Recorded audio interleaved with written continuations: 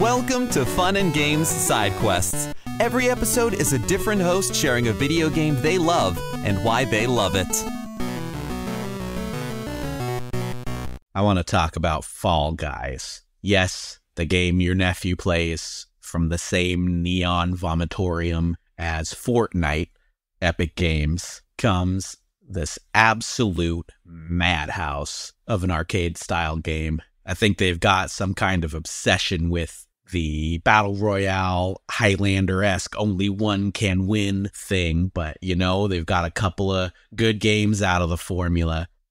If you're like me, you don't have any time during the week to sit down and play games for 3 hours straight. Why? Because you have a kid, and they are using the TV. So when you got 10 minutes to chill, what are you going to do? This is the game. This Fall Guys is the game that fills that void. Did you play any video games in the 80s and 90s? Then you might be familiar with the Sisyphean madness of the quarter-eating arcade games of our youth.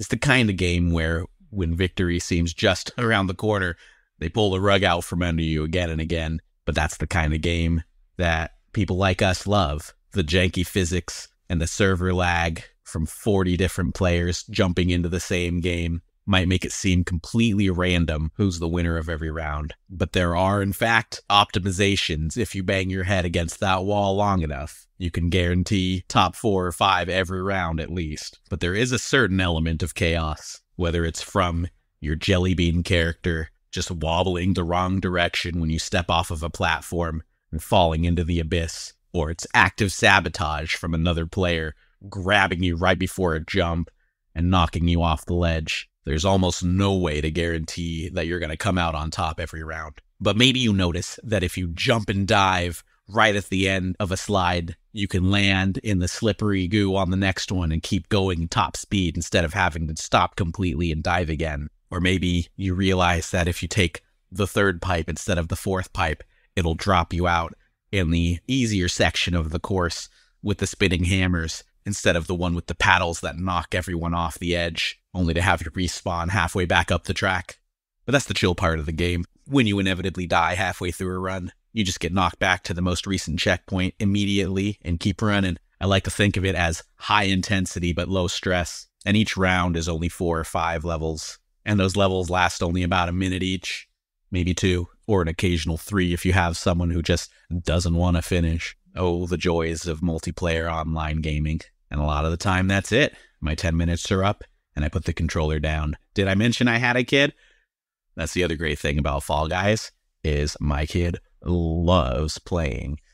He is 3 years old, so he's not really playing. I've handed him the controller a few times, and he kind of just spins in a circle or just runs off of the same edge over and over because he can't hit the jump at the right timing. He's not quite there. That's fine, but that's where the buddy controller comes in. That's not an official feature of the game. You've probably heard of this one. Hand your kid a disconnected controller and let him run wild. Well, my kid is smart enough to know when I'm in control of the character. He can see me pressing the buttons and he knows he's not the one running it. But the cool thing about Fall Guys is that if you get knocked out of a round early on, the game automatically switches into spectator mode. I put my controller down, but the camera's still following a character that's running around. My kid totally thinks he's running the game. It's awesome. If his new character makes it to the finish line, he screams, "I did it!" It's very cute. And then between rounds, we have a little dance party because, oh yeah, did I mention the soundtrack? It's a fucking banger. Every single song in this game slaps. From the title screen through the loading screens and every single level. It sounds like Epic really let someone with good taste pick the soundtrack for this one. I mean, just listen to this snippet.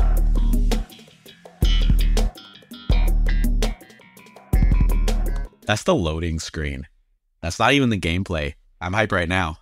There's other stuff about the game that's pretty cool. If you're the kind of player that loves hats, boy, does this game have cosmetics for you. I am currently playing as a Ninja Turtle, but you're likely to see the Doomslayer or SpongeBob or any number of Fortnite-esque third-party gaming tie-ins. The other really fun, interesting thing that Epic does. I don't know how they convince everyone to let them use their IP. Spoilers, I think it's mountains of cash. I can't wait for the next season of Fortnite where they give the public domain version of Mickey Mouse a shotgun.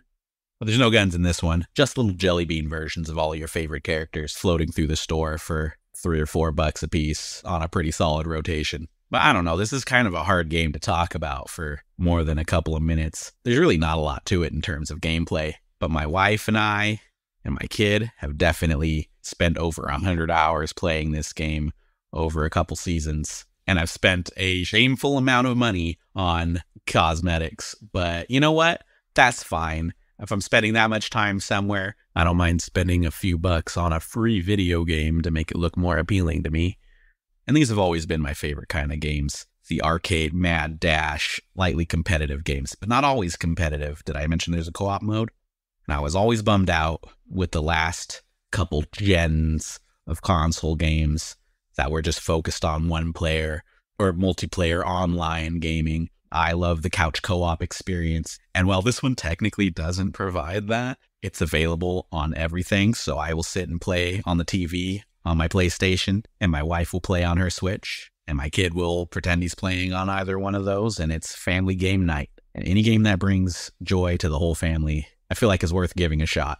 I'm glad I did. And while it might not be my current gaming obsession, I think we've been playing it on and off for 4 years now. So it's got some staying power. But yeah, check it out, Fall Guys. And if nothing else, go look up the soundtrack on Spotify. I'm Bret Eagleston. If you enjoyed that and want to listen to more of my voice, you can find me over at Let's Rewatch Podcast. It's a movie review show that I do with my friends in the industry. Thanks for listening, and happy gaming.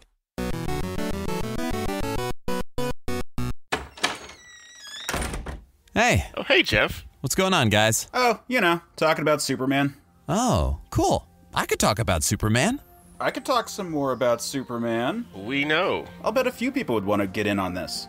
I'm down. You know it. That sounds like fun. I'll do it. Cool, let's do it. We can call the show Men of Steel. And you can find it at certainpov.com. Or wherever you get your podcasts. Yay.